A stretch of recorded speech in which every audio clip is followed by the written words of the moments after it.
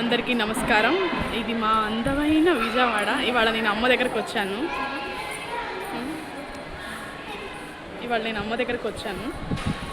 అంటే పోయిన నెలలో వచ్చాను మా అమ్మతో పాటు.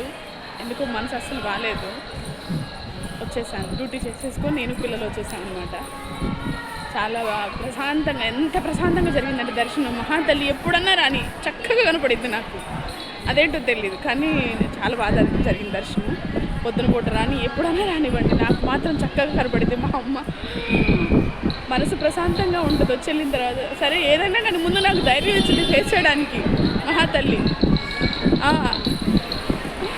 నేను ఎమోషనల్ అవుతున్నాను, కానీ అది కూడా మా పిల్ల బ్యాచ్.